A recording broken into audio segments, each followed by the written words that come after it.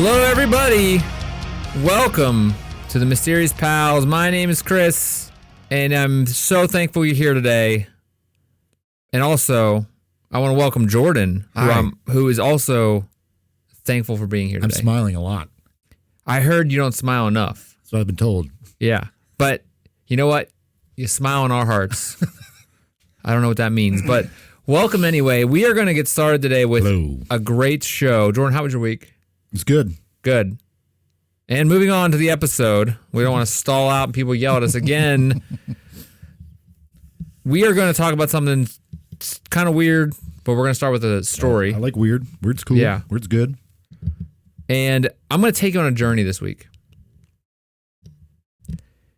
Our journey, this journey leads into our topic, but this is something that is dramatized. So I wrote Dramatization? Yes, but I wrote it based on the top part of the topic. So did you write something? As a way to get us in the mood. Get us into the mood. I like that smile you had right there. That was cute. All right. That was a real one. Yeah, a natural one. Anyway, I'm in control this week. We want to thank you for being here. Thank you. And I want to start us out right by taking you on a little walk. Okay. So what I want you to do is I want you to, all you listening or watching, if you're listening and driving or walking, do not close your eyes. But I want you to visualize this experience here. Should I close my eyes? And I'm gonna, you can do whatever you want. Just smile and close your eyes. Yeah. Okay. What's happening? So we're gonna go on this journey and just visualize this in head. Visualize what I'm saying to you in your brain. Don't close your eyes out there. Just be normal. Okay. So Close my eyes. it is a warm, early October night in Garden, Arkansas. I'm already there. Yeah. A slight breeze blows gently through your hair. Oh, my hair. Over your head. I'm already out of it. As you and your pal are walking in the center of an old set of train tracks. I like this. That bitter smell of the old creosote-treated railroad ties and the warm iron cooling from a hot, late summer, early autumn day in the southern United States bites at your nose. Just a titch. Flanked to your right and left, a thick, tangled up forest that keeps the lights of the pale moon from penetrating, revealing the secrets within. This is very detailed, Chris. Sounds of the crickets and the occasional rustle of leaves, breaking of branches interrupt the otherwise calm night. Do I hear a banjo in the distance? Not yet. Okay. These typical nighttime sounds are only interrupted by the low rumble of a conversation between two pals, recounting the local legend that brought you out tonight. This reminds me of us walking down the train tracks in college. Yeah. That was fun. Good times. Back to the mood, all right? Sorry, I ruined it. Occasionally, you gently wave your hand in front of your face to shoo away those annoying buzzing insects that are only there to take a taste of your blood. Even though you can still taste that sour bite of the aerosol bug spray that you coated yourself with from head to toe, departing your car, but the bugs, they don't seem to mind. You both keep your gaze down, navigating each footfall squarely on the evenly spaced railroad ties, avoiding the alternating beds of white and gray limestone gravel that support the tracks. As you and your pal continually bring up the various Reddit posts, podcast episodes, poorly designed blogs, and various articles about the target of tonight's mission, you gently hop up on the railway, put your arms out straight from side to side, to balance while putting one foot in front of the other without both breaking stride or stumbling back down for fear of twisting your ankle. Yeah. Just then, a loud branch snaps to your left. Startled, you both stop, swinging your view, searching for the source of the sound. Still silent, you try to get your view to focus in the darkness, but just then, an owl loudly hoos to your right, spinning to the right, finding nothing but the wall of tangled forest. After what feels like an hour, the fight or flight in you crashes back to reality. Still struggling to pay attention to every little second, Your pal gives out a short chuckle, breaking the tension. That's nice. You look at him and laugh as well, but look left to check on the status of the first crash. Turning back to reassure your companion that all is clear. You notice, though, that his chuckle was short-lived, and his eyes are wide and fixed straight ahead down the tracks. Oh, jeez. Your heart starts to beat harder and feels as if it's beating in your throat. While still looking at his expression, your brain tells you that nothing good can come from looking to see what he is witnessing.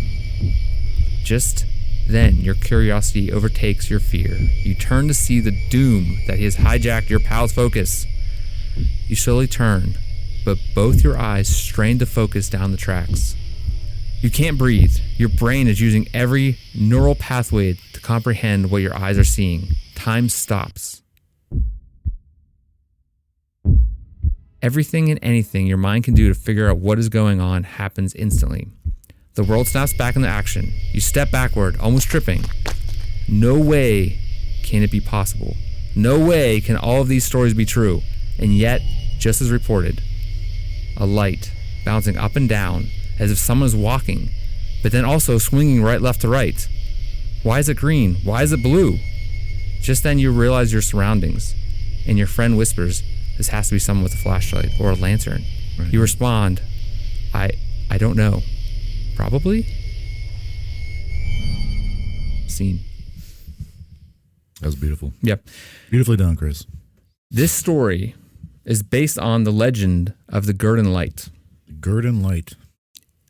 While not the topic of our episode, according to the 1994 episode of Unsolved Mysteries and a book by Alan Brown, Great show. according to folklore, the light is a swinging lantern of a ghost brakeman accidentally beheaded by a passing train searching for his dismembered head. The light has been described as blue, green, white, or orange and appearing to have been bobbing to the movements of the brakeman searching for his head. Okay. Again, this episode is not about the gourd light, but rather what the folklore category of the gourd light would be part of. Is Gurdon's, that's a brand of motion, like hand lotion? That's Jergens. Jergens, okay. So. Yeah. Gourd light No relation. in Gourd, Arkansas. I don't think they make hand lotion in Arkansas. Okay. I don't know. Okay. So this episode, this little wild adventure we're going to go on, after I felt your heart full of fluttery butterflies, that was me. I was there. You painted that picture. We did walk on the tracks, and yeah. They our targets of our story stumbled on lights. We stumbled on some weird homeless camp, probably, That was and got tacos afterwards. we hightailed it out of there, man. That was So we're going to talk about Scary. the will-o-the-wisp. oh nice. I remember were they in? I know they were in Skyrim. Were they in Skyrim? Probably. Or The Witcher. I think they're in a lot of things. They're definitely in The Witcher. Yeah. Yeah, they're European-based folklore. Yeah. But I'm actually surprised when researching this episode how they're more modern. They're kind of spread out only in European folklore in some cases, but also they're more modern than I would think. I didn't know. Yeah. That. All right, cool. In some cases, I don't, dates are weird. But anyway, the will-o-the-wisp is an atmospheric ghost light seen at night, especially over marshy or boggy ground. And that's important because it goes back to when people start actually figuring out what the hell this stuff is. Yeah. Marshes and bogs. Moonbeams. I've never heard moonbeams. Or what Is that what they called you in high school? Good old Joey moonbeams. Yeah. It resembles a flickering lamp or lantern, often leading travelers astray. That's a big part of this. Leading travelers astray. Good. The ethereal lights are said to mislead people by drawing them away from their safe paths. These flickering lights are said to be resemble a lantern or a lamp. Okay, so and you could also, in modern history, they're called orbs. Okay. All right. When we see videos, people are like, look at this orb. Yeah. Usually it's like, it's a bug, dude. It's the camera reflecting light off a bug. Anyway. Swamp gas. Swamp gas plays a big part of this. Throughout history, the will-o-wisp has been closely linked to the world of witchcraft and dark sorcery as well. Legends suggest that eerie lights were conjured by witches to deceive and ensnare unwary travelers. So like the story going back to what's that one where the kids go into the house with all the candy? Hansel and Gretel? Yeah, Hansel and Gretel. Yeah. It's a messed up story. I read this to my children before, and I was like, "Man, this is crazy." Terrifying. Some cultures believe that the spirit is an unbaptized child and someone who died a violent death. Okay. This is kind of common. People always think that whenever they think of scary crap. In much of European folklore, the will-o'-the-wisp are often associated with ghosts, fairies, or elemental spirits. However, in America, the will-o'-the-wisp have been seen as extraterrestrial rather than mystical. All right. So, also because it's more modern, we kind of have some of the folklore here, but it's always seen. Also, it could be probably brought over from Europe. Yeah. So we're going to go over the names and variations throughout the world. There's not a lot of them, but it mostly is Europe, specifically Western Europe. We'll go over it. But I think it's interesting that the idea of a will-o'-the-wisp, there is a guy named Will. Oh, really? Some of the stories talk about this guy named Will. I was curious about that. Like, how did they come up with that name? Yeah. So I thought it was like the will of something. Yeah. Right. But anyway, so we'll go over it. So we're going to talk about the different variations and names throughout the world. The first account of the will-o'-the-wisp goes back to the 14th century when a Welsh poet, and this name is insane, and I'm sorry for the Welsh people, as someone who's 40% Welsh. Well, they have like their own language, man. It's nuts. So his name is Dafydd ap Gwynlym. Sounds good to me. It's Dafydd is how you spell the first. And then APGWILYM. And apparently he was a pretty well-known historian and poet. Okay. Did he write Willow? Will-o'-the-wisp? Is that where that comes from? I think that was the guy who made the Star Wars. Yeah, it was Ron. Yeah, that's right. It was, yeah. You say Ron Perlman? I'll say Ron Howard had something to do with it. Is he the guy from Happy Days? Yeah. But no, I think, it was George Lucas, I think, who wrote that. I don't know. Star Wars guy. Or directed it. One of those. Okay. What if it's just like someone with a laser pointer? Like a really... In the 14th century? Yeah, really... Aliens with laser pointers, yeah. Like, hey, come over here. Yeah, like a cat. Yeah. Did you hear that they made a new series of Willow? Yeah, I didn't watch it. But like I heard it got canceled, but also I think it got pulled offline. Like it was so bad that people you can't watch it anymore. Yeah. Apparently it's not on Disney Plus. They did it with something else too. I think they did it with Westworld. They just took Westworld off. They're like, you can't watch it anymore. Really? Yeah, I think. Off Max or whatever? I think so. Yeah, I could be wrong. HBO's a mess. This place is a mess. Anyway, the term will-o'-the-wisp comes from a combination of two elements. And this, again, there's like a lot of weird stuff about this. Originally, wisp referred to a bundle of sticks or paper used as a torch. Okay. Carrying it around, It dates back to the 1400s and meant it as a twisted bundle of straw or light twigs. So it's a torch. Okay. A will, though, the name will, meaning will of the torch, the term jack-o'-lantern, jack of the lantern, originally referred to the will-o'-the-wisp. So jack-o'-lantern and will-o'-the-wisp are that's where this kind of folklore comes from. Okay, so the other word you'll hear sometimes when you look at this or research this is ignis fatuus. It's Latin. Mm. And what's funny about this, you're going to love this. Come along. It's composed of ignis, meaning fire, and fatuus, F-A-T-U-U-S, as an adjective meaning foolish, silly, or simple. Okay, so silly flame or foolish fire, or also giddy flame. Giddy flame. Yep. Despite its Latin origins, the term ignis fatuus is not in antiquity, and the name for the will-o'-the-wisp used by ancient Romans is uncertain if they even ever used it. So Latin, there wasn't originally, it wasn't like this thing from old Latin, and it was just kind of, and it's just funny, the term is not used in any research for the Middle Ages, so they don't find it in Middle Age research. I figure it would have been. For some reason, because they're using the word as a Latin word. Okay. It's coined, however, what researchers found that it's coined by a German person, humanist they call him, appears to be a free translation of the long existing German name Irrlicht, which is wandering light or deceiving light, conceived of in German folklore as a mischievous spirit of nature. The Latin translation was made to lend the German name intellectual credibility. Okay. So it really isn't as old as they say. They don't think it's as old as Middle Ages. Yeah, I thought it would definitely have been from the Middle Ages, just because Skyrim and with The Witcher, I'm just all basing it off of. But yeah, they there's programmed us back in the Middle Ages. Yeah, there's fantasy that pull a lot of stuff. It seems like I think it's just like Middle Ages. One of those things where someone made it look older than it. I don't know, or it was put in stories. Anyway, this phenomenon goes across different cultures. Again, mostly Western cultures. Specifically, in America, we call them, or if they have been called, spook lights, ghost lights, or orbs, which is a big one. Yep. In British folklore, they're called jack-o'-lanterns. All right. Friars' lanterns are hinky punk. Hinky punk. Hinky punk, which is the name of the next show we're going to create. I like that. Yeah. Hinky punk. There are regional variations, though, Welsh and so on. Yeah. In Scandinavian folklore, the will-o-the-wisp is believed to be spirit of a dead person who has been denied entry into heaven, and that's a common theme we're going to see about these things. So kind of like ghosts, or like they're like in a purgatory kind of thing? And they stick around. Yeah.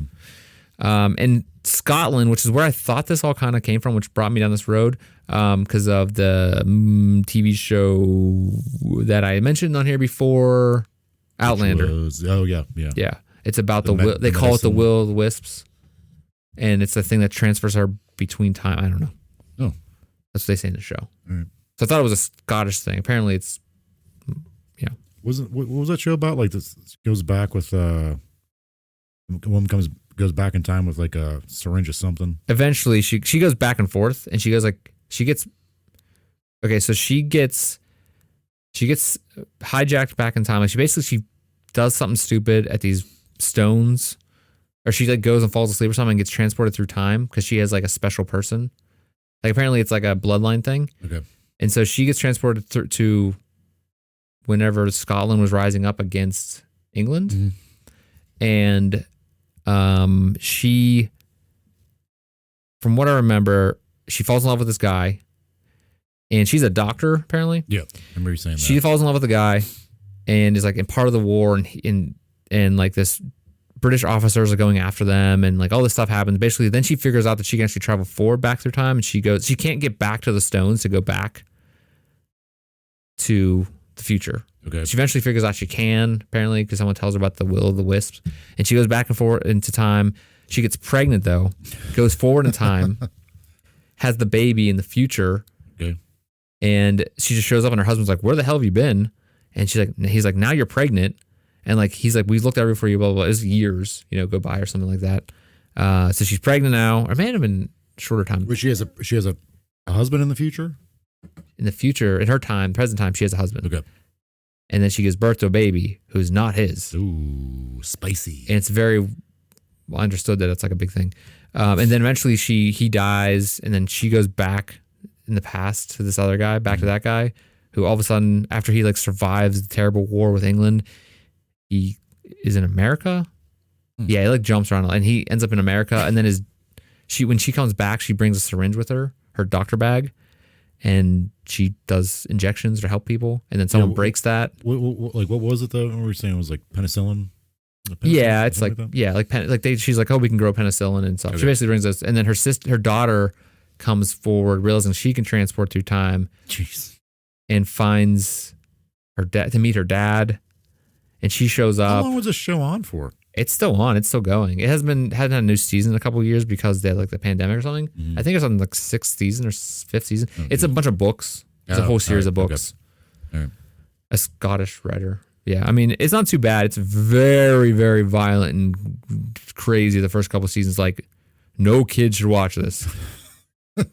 Like, the purpose of the first 3 seasons is the British guy that's the enemy. Mm.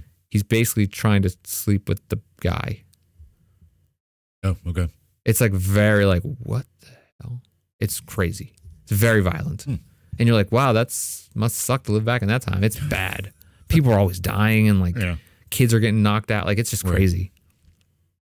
Oh, then she's like thought of as a witch because she basically has that thing, and then she like can travel through time, and so she can't. It's crazy. And, one cool season they did was this one lady who she gets tied up with it. They're gonna be burned as a witch, and the one lady is like, "Oh no, I'm the witch," and then she's like, lets her take the fall for it basically, and they supposedly kill her. But then she finds her again a couple years later, and she's living in like the Caribbean, and she's like this lady of the what's that story about how this lady likes to drain the blood and like take baths in it or something? That legend. Like a succubus? I guess, yeah. But she's like from the future, or from the past, but she travels to the future. Like she's able to travel too. So that's why she thinks she's a witch. Yeah, it's crazy. Anyway, what's going on? It's a weird show. Very long. Because they're hour episodes. Showtime, whatever it is. Yeah. Anyway, what I said was, we're going to Scotland. Boom. Okay. So the will-o-wisps, sometimes depicted as mischievous spirits like fairies or ghosts of the dead. Okay. They lead travelers off the beaten path, especially near bogs and marshes. That's a theme that keeps coming up. Like sirens. They lead. Oh, mermaid sirens. The bog sirens. Bog sirens. In Germany, the name Ehrlich, which I mentioned before, can't pronounce it, translates to wandering light or deceiving light, is believed in mischievous spirits of nature. Are they supposed to be like luring people to their deaths kind of thing, or just like messing with them? I guess that we'll see. The theory is like, or the idea behind it is like, they are mischievous and are trying to get people off of the path that they're on to like, basically it's like a signal of like someone's on a bright path. You know, what's that called? Like, what do you think about like bright path? Like allegory. Okay. Like don't get pulled off the path by shiny lights off the distance. Okay. Yeah. So there's another. There's a few that are not Western European, which is kind of weird in the case of like, when I say Western European, I'm like the West. And there's a few from the East, which is Thailand has the Naga fireballs, which along the Mekong River in Thailand during the end of the Buddhist Lent, mysterious fireballs rise from the water. Ooh. Locals believe these are the breath of Naga, serpent-like mythical creatures, or the spirits of deceased ancestors. Scientists attribute them to natural gas emissions, but the legend persists. Okay. In Japan, Japanese folklore calls them Hidodama, which are similarly ghostly lights associated with the souls of the deceased. Again, people were seeing lights and they're making some kind of folklore around it, right? In Australia, there's Australian Aboriginal legends mentioning Min lights, which resemble will-o'-the-wisps. They appear in remote outback areas, leading travelers astray. I don't know if there's a lot of bogs in Australia like that. Like, I don't know. So that when we go into like theories of like what these are, that might come back up. Okay. So stick around. We're going to jump back to the Americas, specifically in Argentina and Uruguay. The will-o'-the-wisp phenomenon is known as luz mala, or evil light, and is one of the most important myths in both countries' folklore. This phenomenon is quite feared and is mostly seen in rural areas. It consists of extremely shiny balls of light floating a few inches from the ground. Okay. In Mexico, folklore explains the phenomenon to be witches who transformed into these lights. Another explanation refers to the lights as indicators to places where gold or hidden treasure is buried and can be found only with the help of the children of the light. Oh, that's cool. Yep, that's a cool one.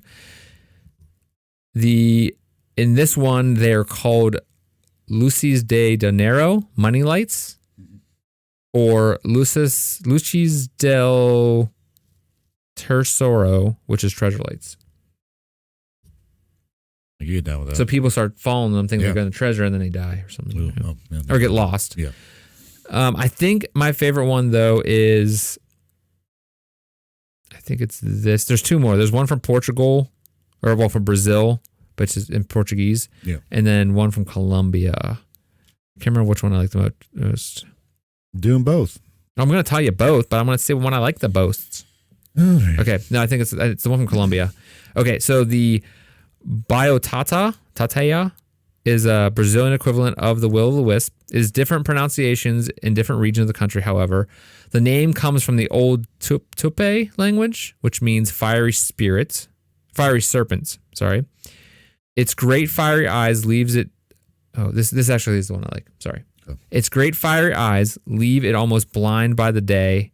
By the night, it can see everything. According to legend, the Tate was a big serpent which survived a great deluge. Good word. It is seen as a cave anaconda, which left its cave after the deluge and in the dark went through the fields preying on animals and corpses, eating exclusively its favorite morsel, the eyes. The collected light from the eaten eyes gave Biotatea its fiery gaze. Not really a dragon, but rather a giant snake Yeah, kind with of. fiery eyes. Oof. Now, this is Colombia, and this is another good one. Actually, I kind of bounce between these. Depending on the time of day you ask me, I'm going to tell you I like Colombia or Brazil better. So in Colombia, the will-o-the-wisp of Colombia, which is La Bolfuego, okay, which I'm going to call will-o-the-wisp, is a ghost of a vicious grandmother who raised her grandchildren without morals, and as such, they became thieves and murderers. Jeez. In the afterlife, the grandmother's spirit was condemned to wander the world surrounded by flames. Okay, that's a pretty good one. That's harsh. Yeah. Nana's messing everything up and down there in Colombia. Yeah. Gam. So why do they call it the will-o-the-wisp? So I mentioned Will. Who's Will? Will. What the hell is Will doing? There's also the alternative to this is Stingy Jack. Stingy Jack? Yeah. So there's Will and Stingy Jack. Okay. You got Jack. Skellington? Yeah. He's kind of like a jack-o'-lantern. Skeleton. I know, but like head. He's a skeleton. Yeah, I know. It's like I don't know what movie you were watching. kind of combining the two. Yeah. Jack. Pumpkinhead skeleton. Pumpkinhead. Yeah. Okay. All right. Did he wear a jack-o'-lantern at the beginning of that movie? I mean, he's the pumpkin king. Yes. There you go. Okay. So we'll go back and say, I'm sorry. It's a stretch. You're It's a right. stretch. No. You're right. No. Yeah. Oogie boogie. Okay. So we're going to go back. We're going to talk about why we call it the will-o-the-wisp, because we talked about what it technically means is a wisp is a bundle of sticks that is on fire. Mm-hmm. Okay. Like a torch. Yeah. The origin myth of the will-o-the-wisp recorded in stories from Ireland, Scotland, England, Wales, Appalachia, and Newfoundland. Okay. That's where the original tales come from, generally. Goes back to the story of the punishment of Will. Punishment of Will. Will. He's he's punished. All right, Yeah. What did Will do? So the legend comes from various interpretations across different cultures, but the common themes involves a character named Will. So the punishment of Will comes from the idea of this person named Will, or sometimes Jack, jack-o'-lantern, will-o-the-wisp, blah, blah, blah. See where I'm going with this? Yep. So according to the version of the legend that contains Will was a blacksmith. Fire. Yeah. Right. Who led a sinful life and was denied entry into heaven after his death. As punishment, he was condemned to wander the earth forever carrying a flickering torch or light. However, his role was to mislead travelers, leading them astray in marshy areas.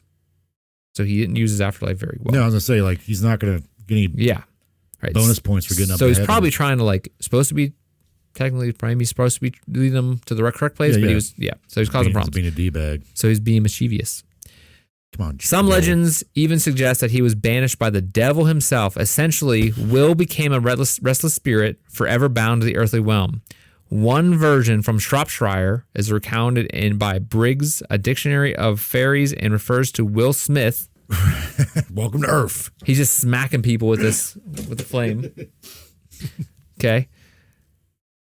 He's a wicked blacksmith, given a second chance by St. Peter at the gates of heaven, but leads such a bad life that he ends up being doomed to wander the earth. The devil provides him with a single burning coal with which to warm himself. He then uses an empty gourd to carry that coal. There you go. Jack-o'-lantern. Wait, but we're going to talk about Stingy Jack. Okay. So the devil didn't even want him. Devil didn't want him. Very nice. Devil didn't want him. What's that movie? Devil's Rejects? Oh, yeah. I never watched Zombie. that. They were in their Dragula driving around. Yeah, that and House of 1,000 Corpses. I can't watch those. No, they're terrifying. Too graphic. Yeah, scary. Couldn't sleep for a month. Stingy Jack. He made a third one, didn't he? Or he made something else. I don't know. He did like the Halloween movies, which are pretty rough to watch too. Yeah, it's all right. Stingy Jack. In Irish folklore, a character named Stingy Jack tricked the devil and was neither allowed in heaven nor hell. So this Stingy Jack, the jack-o'-lantern, wasn't allowed in either. He tricked the devil. Ooh. According to Leslie O'Malley, in 2015, her work called History of Jack-o'-lantern and the Legend of Stingy Jack, The story goes, when the devil comes to collect his soul, Stingy Jack tricks him into turning into a coin so he can pay for his one last drink. This has to be British, right? Yeah. When the devil obliges, Jack places him in his pocket next to his crucifix, preventing him from returning to his original form. Tricky Jack. Yep. In exchange for his freedom, the devil grants Jack 10 more years of life. When the term expires, however, the devil comes back to collect his due. But Jack tricks him again, making him climb a tree and then carving a cross underneath. Ha ha ha. Checkmate. Gotcha, Jack. Wait, no, gotcha, devil. I mean, that kind of really makes the devil look like a punk. Yeah. Yeah, okay. Back to Jack. In exchange for removing the cross, the devil forgives Jack's debt. However, no one as bad as Jack would ever be allowed into heaven. So Jack is forced to, upon his death, travel to hell and ask for a place there. The devil denies his entrance, and revenge grants him an ember from the fires of hell to light his way through the twilight world to which souls are forever condemned. Jack places the fire, the ember, in a carved out turnip to serve as a lantern. Okay. Yeah. Jack owes lantern. Mm-hmm. Yep. The devil gave Stingy Jack a single ember placed in the turnip, which is where we get the name jackolantern, as I just said. Yeah. Okay. I prefer better if it's called like stingy lantern. Yeah. The glowing turnip guided Stingy Jack's forever roaming soul, akin to the will-o-the-wisp. So always causing problems for people. So this is a story throughout. That was kind of the story that a lot of historians point to as like the original story of will-o-the-wisp. But this is kind of like throughout England, Scotland, and Appalachia? Newfoundland. Right. These stories date back. They all kind of come from that area. Okay. Like, and as we said, Will Smith was just slapping people as he went through. So modern examples of the legend, which is more in the West, specifically in America, in these examples. Some of them are in Europe. There was the Bridgewater Triangle. Okay. Bridgewater Triangle. Yeah, this is a swampy area of Massachusetts known as the Bridgewater Triangle, has folklore of ghostly orbs of light, and there have been modern observations of these ghostly lights in the area as well. Okay. The Chehoka light is reported a ghost light in King William County, Virginia, near West Point. The light has been frequently sighted along a stretch of Virginia State Route 632, where Mount Olive Cohoke Road crosses the Norfolk Southern Railway. The light typically appears at a distance of several hundred yards from the railroad, approaching noiselessly while increasing its brightness. Its presence attracted a large number of spectators from around the world and through the state in the 60s and 70s, hoping to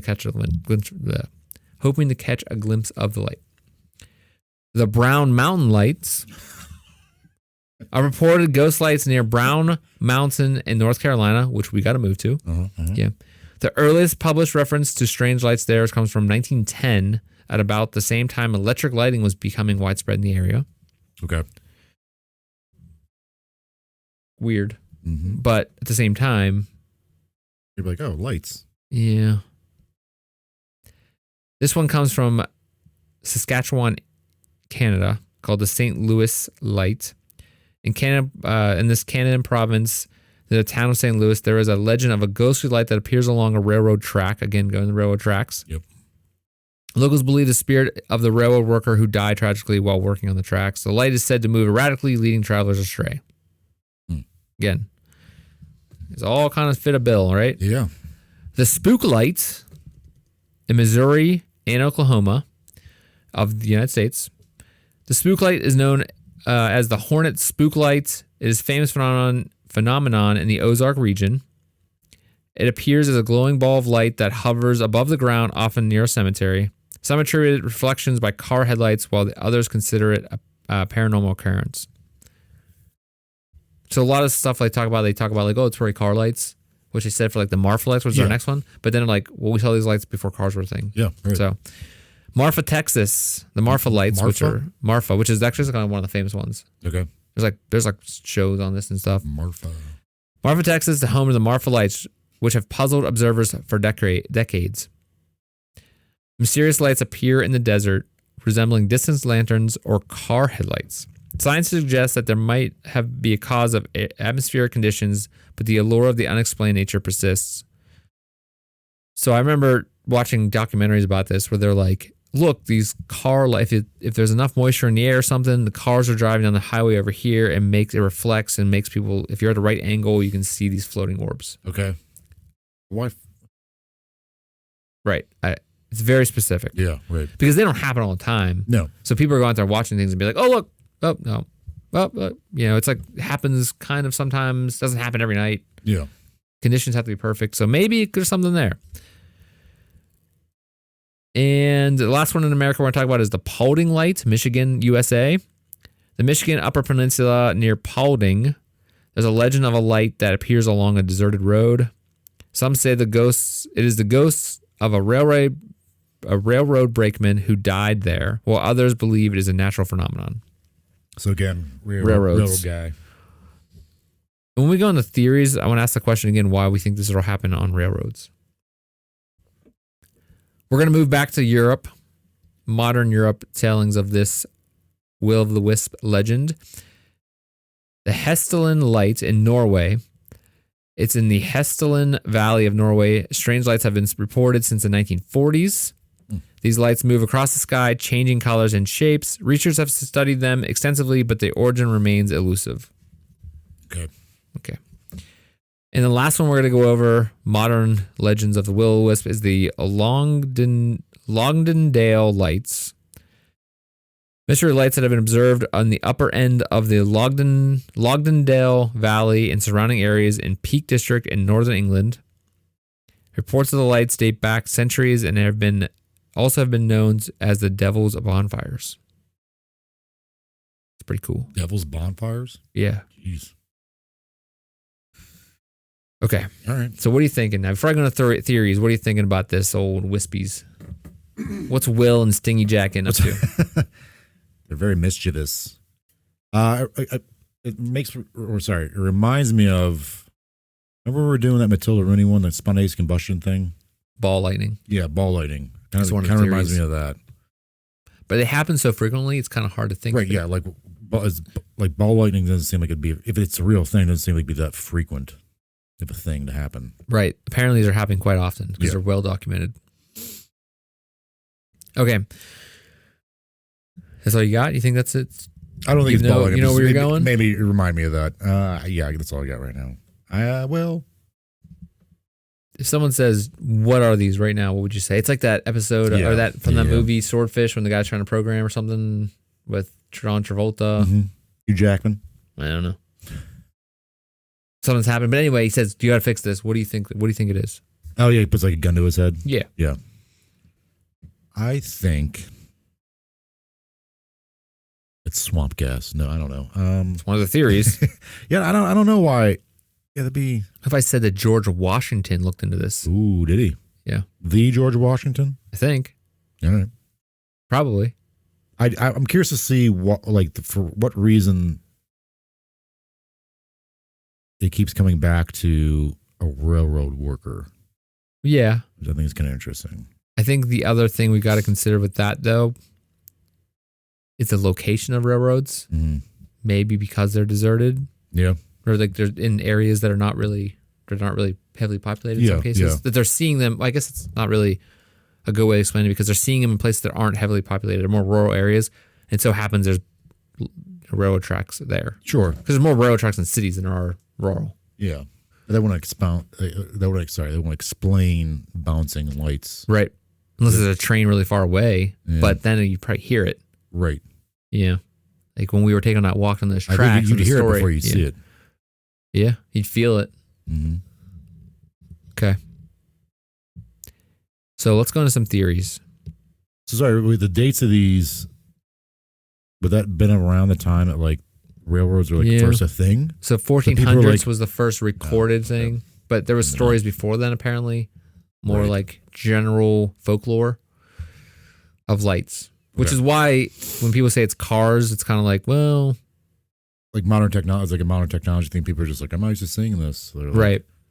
Yeah. You say if you're walking down some train tracks, not used to like, obviously you probably knew what a train was, but like not used to like the rumble of the train tracks, not used to like the sound, maybe kind of like you see the lights kind of disorienting.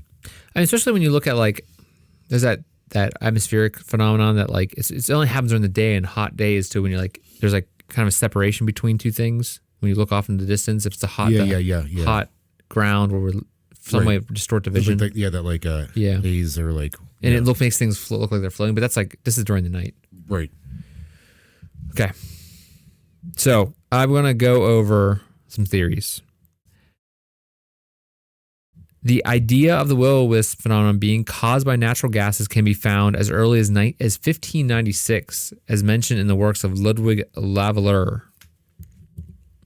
So early beliefs in what causes these have kind of a lot of different things.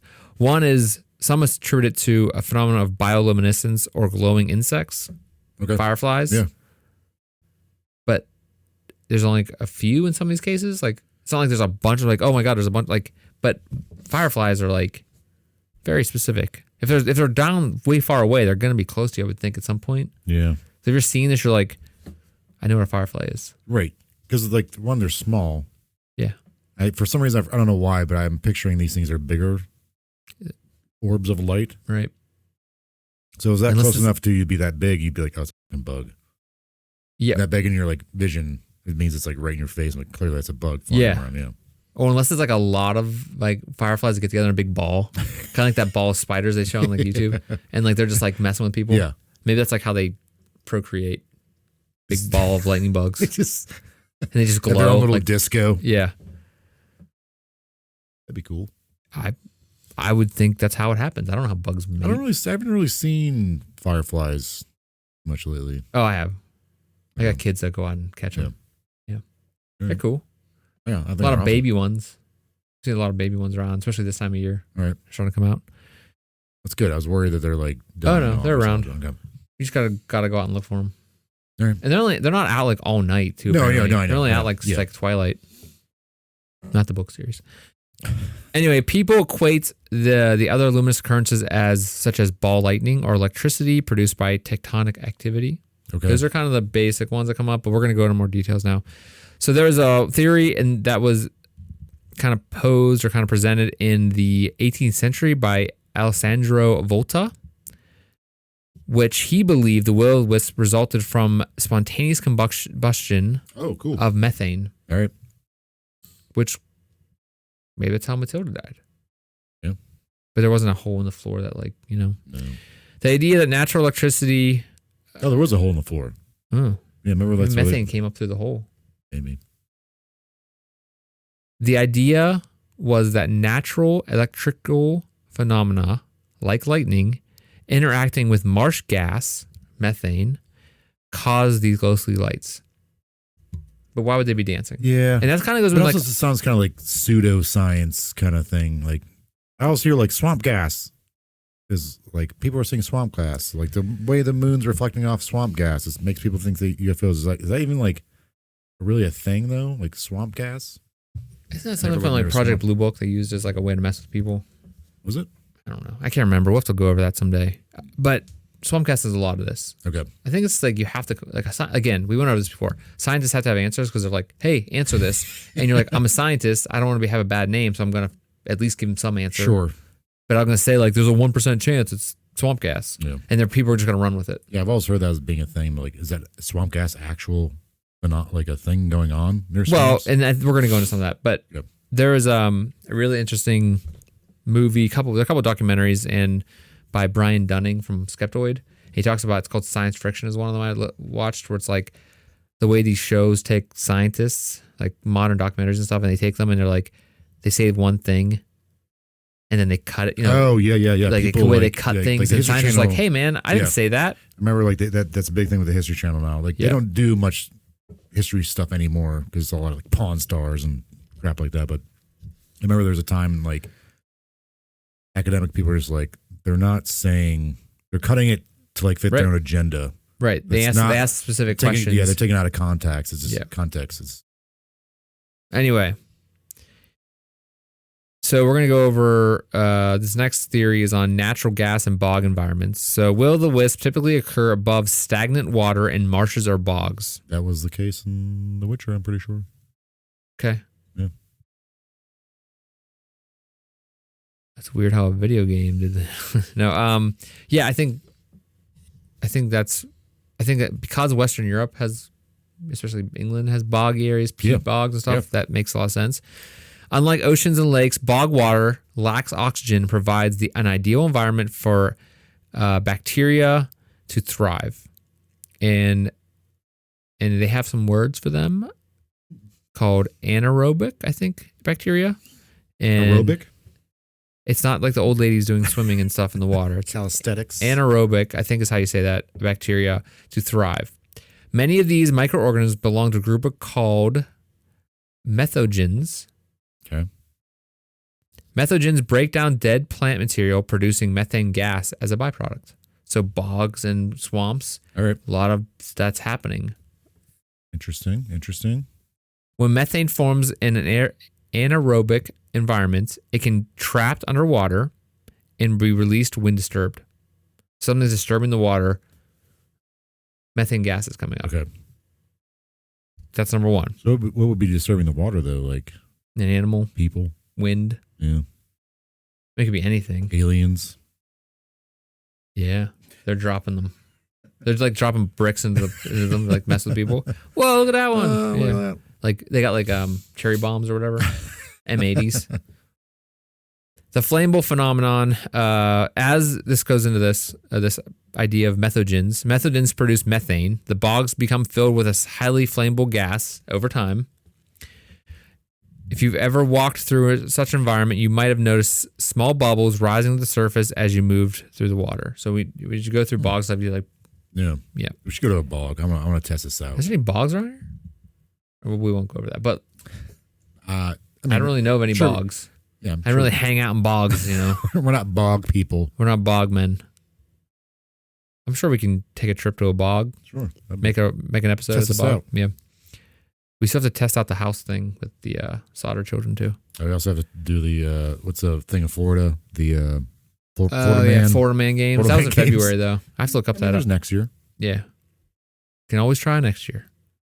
What they're saying with this theory, the flammable phenomenon theory, is that, which goes back to the methogens, the light that's associated with the will-o-the-wisp are likely caused by an oxidation of the gases, including methane, phosphine, and diphosphane, which is all produced in this bubbly mess of a bog when the methogens break stuff down. Yeah. And it builds up and over time, and that's what causes a buildup of that and a release. Somehow it's getting ignited. But it's called the flammable phenomenon, but what's causing the flame? Right, yeah. I don't know much about science, but I do know that the bogs, though, it's a big thing in England. Actually, I think it's more Scotland, where like they found bodies that like are perfectly preserved underneath the bogs. Yeah. Probably because there is no oxygen, maybe? I would think so. Is that why, maybe? I would think, that nothing's to break it down. Yeah. Like nothing can get in there, break it down. Wouldn't that be the opposite of this? Yes. Maybe methogens don't feed on humans? I don't know. But I know what you're talking about. Yeah. I think it's more of they're just kind of locked away. Yeah. It's like sealed. In a moist environment. Yeah. Moist environment. People love that word. Yeah. So this theory is the George Washington experiment. In 1783, George Washington engaged in what some considered the first American science experiment. Because of course he did. Because he's like, a great man. Yeah. Like, then never told a lie. While waiting in Princeton, New Jersey, he debated with fellow revolutionary Thomas Paine and soldiers about these flames that they saw. So apparently these guys were seeing them too. All right. Okay.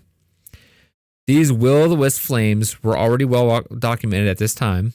The connection between these flames and modern Halloween pumpkins, jack-o'-lanterns, remains somewhat hazy, but the phenomenon itself is real. So he was basically what happened in 1783. George Washington, some soldiers and guys were hanging out in Princeton, New Jersey, probably waiting for the English to do, I don't know, probably in the war. And so they were trying to figure out, like, when they'd see them, they'd be like, hey, go out there and see what that is. Like they were running out and checking to see what the hell was going on. Yeah. I think there's not well documented, weirdly enough, about his scientific method, but yeah, they were trying to figure out what was going on.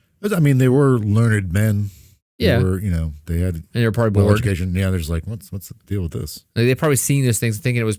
I would think it's probably more military thing, being like, what is that light? Is that an enemy? And then so they were going out and trying to like. Yeah. They noticed that on their way here. When someone gets close, the idea is I think when someone gets close, it goes away, and they're trying to figure out like why does it go away? Okay. Whenever we get close, it stops. That's cool. There's a theory on that too. All right. So the big one is 1832 Major Louis Blesson. This is the big one. It's like, I don't 1832? 1832. Yeah. The apparent retreat of Ignis Fatuus, again, upon being approached, might be explained simply by the agitation of air by nearby objects, causing the gases to disperse. That explains why when you try to get close to this thing, it disappears. Okay. Because all the gases are being pushed away by people running in. All right. This was observed in a very detailed accounts of several close interactions with the will-o-the-wisp, published earlier in 1832 by Major Louis Blesson after a series of experiments in various locations where it was known to occur. So, of note, his first encounter with will-o-the-wisp in the marshland between a deep valley in the forest of Gorbitz, Newark, Germany. Blesson observed that the water was covered by an iridescent film, and during daytime, bubbles can be observed rising abundantly from certain areas. At night, Blesson observed bluish-purple flames in the same area and concluded that it was connected to the rising gas. He spent several days investigating the phenomenon, finding to his dismay that the flames retreated every time he tried to approach them. He eventually succeeded and was able to confirm that the lights were indeed caused by ignited gas. Again, based on his account in 1832. Blesson also observed differences in color and heat of the flames in different marshes. So he was going to different marshes doing the same kind of experiments. The will-o-the-wisp in Malapane, Upper Poland, Upper Silesia, Poland, could be ignited and extinguished, but were unable to burn pieces of paper or wood shavings. Oh. So he was trying to light stuff on fire up whenever he was going to that one. At the same time, in another forest in Poland, he tried to create or replicate the will-o-the-wisps by launching fireworks into the marsh from a distance. Oh, fireworks. Okay. Yeah, and so he was trying to like get those explosions like those bright. But again, it's not really well documented on like if it was like, yeah, this is definitely a flame, but it's not hot enough to burn stuff. So, but it seems like they're always around. These will-o-the-wisps are always around wet, moist, or like boggy, swampy areas, right? Apparently, it's documented. Like a lot of the lights and stuff the ones I went over, modern lights and stuff, are around areas that could be considered like in Arkansas, like that first one we talked about. I think it's just railroad tracks. It might be off in the distance. There's like a lake or bog or something or a swamp, but like it's not well documented that it's exactly in that area. Like because people can't get to it to find out where it's happening. That's what like the instances in Japan too. Like Okay, my last theory goes back, it's just kind of a jumble of them because over the years, scientists have considered various possibilities. Some thought it might be related to electromagnetic fields. Some have said that, again, it's related to the tectonic shifts and that can release static electricity, causing bogs to ignite. All right. But I think that would be more violent. I don't know. Others have said they're chemical reactions from organic decay, again, from the methogens, and that are ignited by ball lightning in the area, static electricity from lightning. Sure. Or I read one that was about kind of on hot days when it's really sticky out, humid, because it can cause like static electricity. Sure, yeah. It can cause that ignite those gases. I don't know. The only thing with the ball lightning though is like there needs to be a thunderstorm in the area, right? Like, no one ever mentions. No one mentions that. That's. And I think specifically in the Marfa lights, they don't happen if it's a stormy night. Oh, they don't happen if it's a stormy night. No, because Marfa. it's like it has to be heat coming off the ground. From what I saw, it's caused by a hot summer day in the desert area of Texas, and then almost like a rainstorm, but like not quite raining, like a high humidity. Okay. Causes lights reflecting from the road, reflecting off of the moisture in the air. Something to do with the way it heats up from the ground cooling. Like the pavement's probably cold, maybe, or like vice versa, or hot. It's like the lights. I don't know. And I think in the show I watched, they like actually had a guy driving back and forth, and they said, I don't know. But in any case, it's been happening for so long, cars wouldn't have been caused for that. I'm not sure when the Marfa started. Right. But, yeah. All right. Yeah. Okay. So that is my last theory on the will-o-the-wisp. I thought going into this, it was going to be another mermaid situation. But I mean, it definitely seemed like the aspect of the mischievous side of it. The sirens. The sirens, yeah.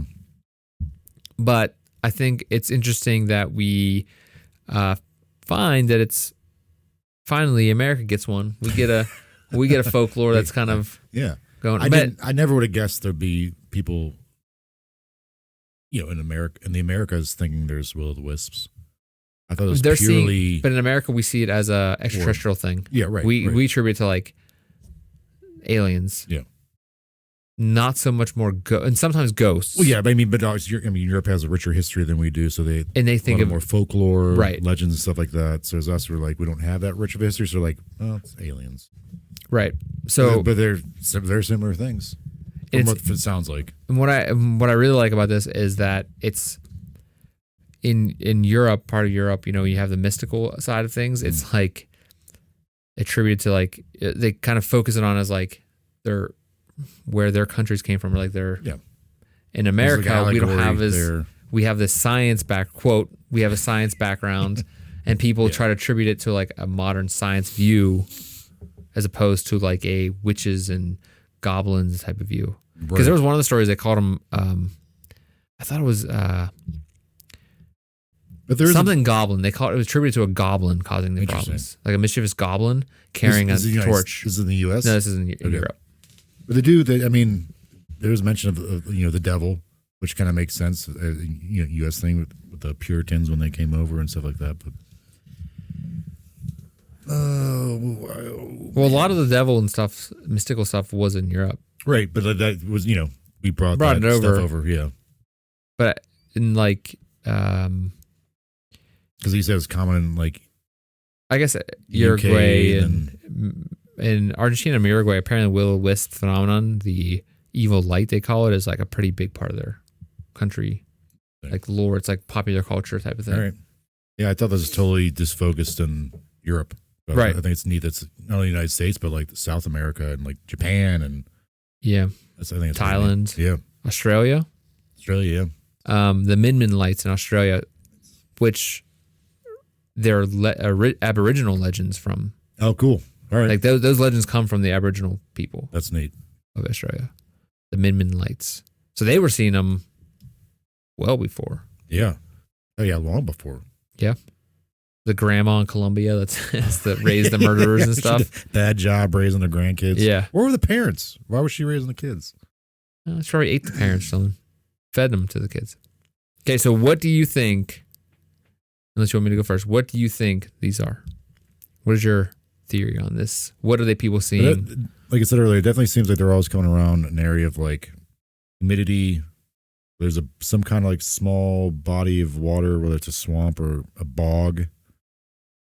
Yeah, they're not seeing them in oceans or lakes. Right. But there's railroad tracks, but they could, that doesn't mean there's not a bog or a swamp nearby. The orbs. Yeah. An American kind of view. I think it's interesting that where the jack-o'-lantern comes from is associated with this, which we probably should do this episode at Halloween. Oh. Crap. The missed one. We'll just replay it in Halloween. We'll probably forget by then.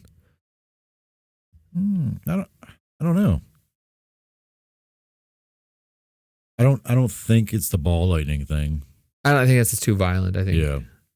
People would like would mention that there's like thunderstorm or something along those lines. Do you ever hear about that place in like in South America that's like a never-ending thunderstorm? Mm-mm. Every night it's like always thunder. It's always lightning. Where's that at? It's like the most violent light. It's like crazy. Really? It's in maybe Peru. The Catatumbo lightning. Mm-mm. Never heard of that. It's the Catatumbo River, Venezuela. Yep. Empties into the Lake Maracaibo. House of Thunder is the name of Catatumbo. House of Thunder. Yeah, it's a language that's very cool. cool. Okay, so there's a mass storm of clouds at an altitude of more than 1 kilometer and occurs for 140 to 160 nights a year, 9 hours per day. 9 hours? Yeah, and with lightning flashes from 16 to 40 times a minute. People live in this area? Yeah, it occurs over the lake, typically over a bog area formed where the Catatumbo River flows into the lake. The phenomenon sees the highest density of lightning in the world at 250 per kilometer squared. That's insane. In summers, the phenomenon may even occur as dry lightning without rainfall at all. That's insane. And people live there. That's nuts, man. Yeah. You know, heat lightning is an actual thing. It's just people seeing lightning in the distance. It's because we're hot and we're like, there's all storm out there. It's just like way far away. There's because sound doesn't travel that far. I'd never heard of that place, and that's awesome. I couldn't live there.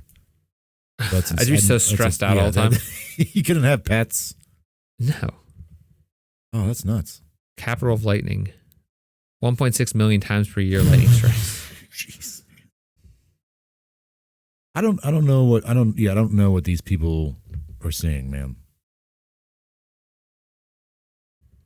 I know the George Washington thing, like, we have these states we have this high, like,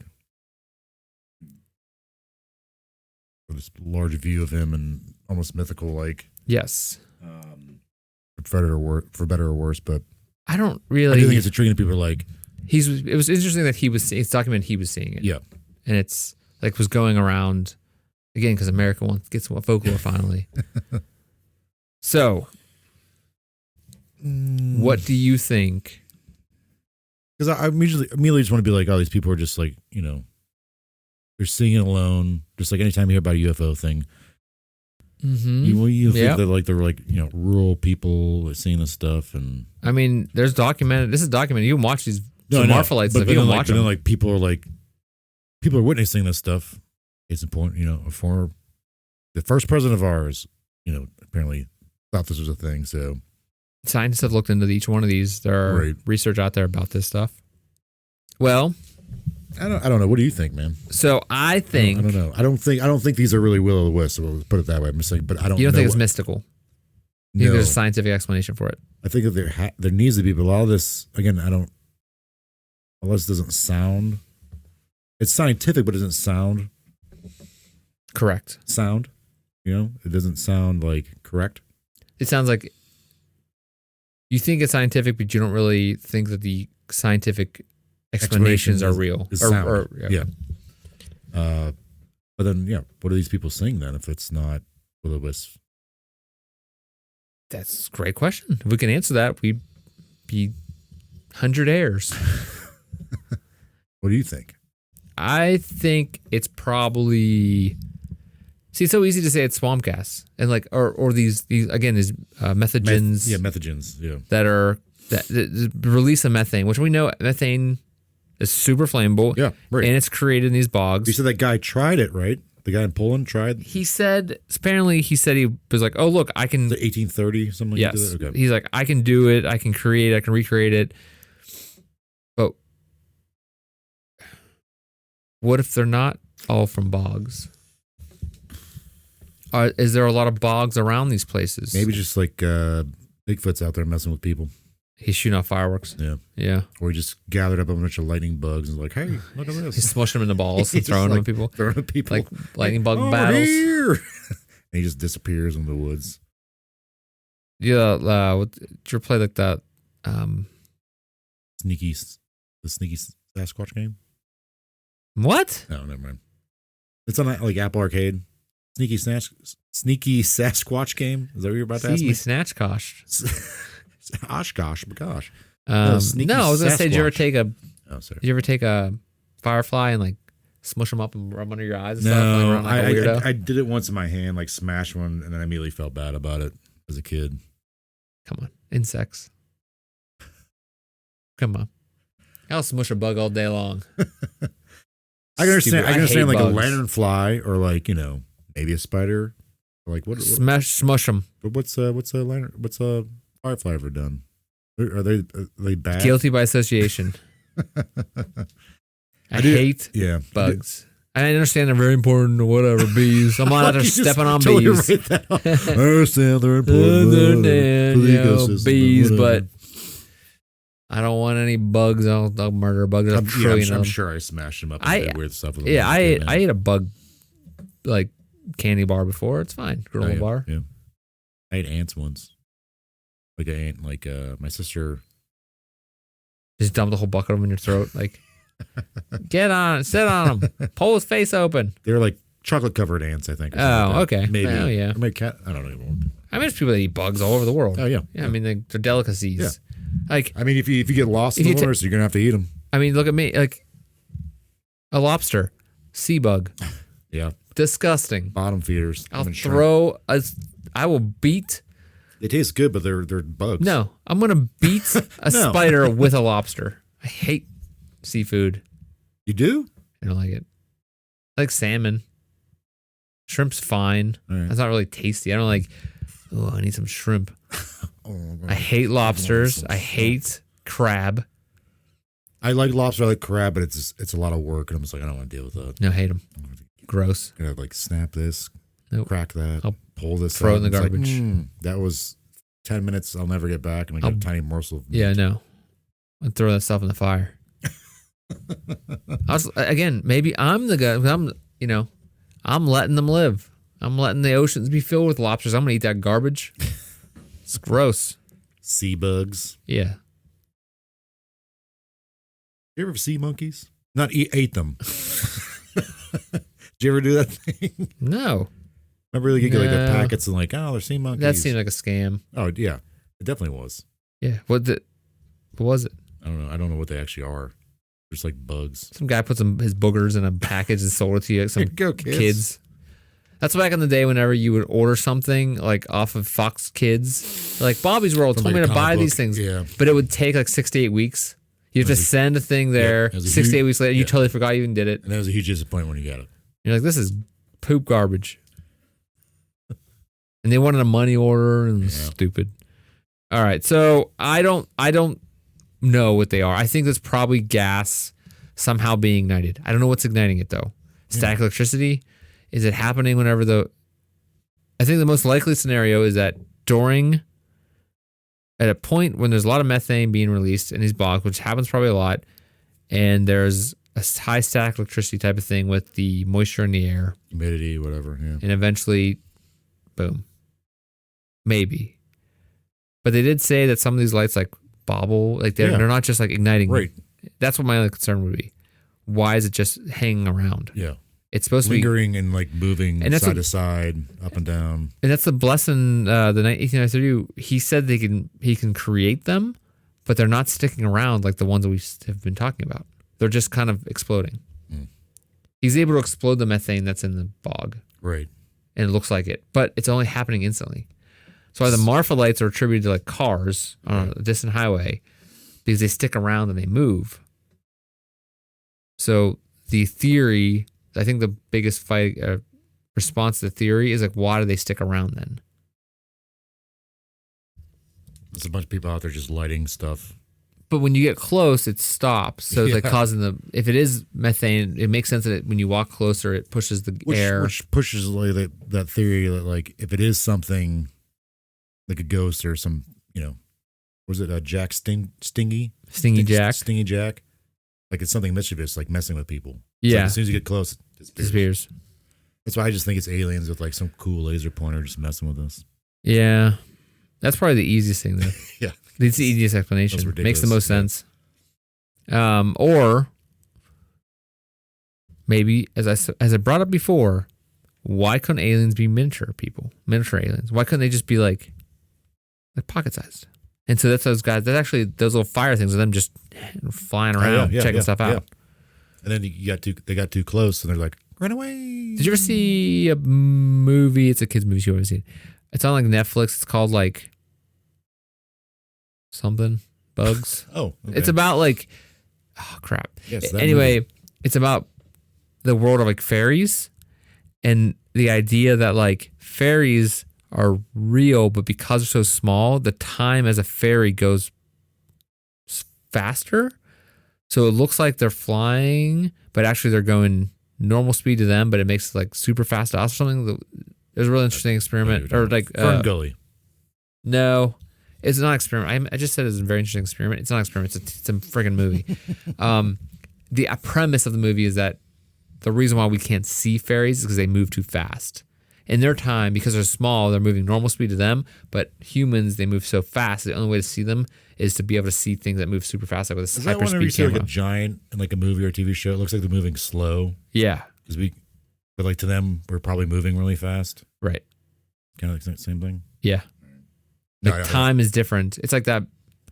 Is it relative? It's relative to the size. I don't know if that's how time actually works though. No, I don't know what you're talking about though. I don't know what this fairy show is. We'll have to ask Albie Einstein next time we see him about time and giants. Fairies. Netflix movie about fairies. Ooh, no, not Winx Saga. Stupid. Okay. So we are done with this episode. I want to say thank you to Jordan for being here. Thanks, Chris. Thanks for that lovely journey we took. I'm gonna record that just by itself. And I'm gonna send it to you just so you can listen to that at night. You fall asleep. What's that called? Like when they're like ASMR. I'm gonna ASMR that junk. I'm gonna ASMR this. What the heck was the name of that stupid movie that I watched? Epic. That's the name of it. Epic. 2013 movie called Epic. Okay. That's what it's about. It is, yes. I think it's partially animated, partially human. partially human. Okay, everybody. We will be back next week with some interesting stuff, probably. We want to thank everybody for being here. If you listened, if you watched, however you are getting this information. If you watched us, please go give us a subscribe or give us a like. If you're listening to us, please give us a follow on any podcast platform. If you're looking for links to any of that stuff, just go down and look in the notes. If you want to send us an email, find us on social media. All the links for those are in the notes. You can also just go to our website and links to all that stuff at mysteriousPals.com. That's mysteriospals.com. Jordan, thank you for being here. Thanks, I will Chris. see you next week. Same mysterious pal, same mysterious place, same mysterious time, and stay mysterious. Stay mysterious, Chris. Thank you. Good night, everybody. You're welcome. Bye.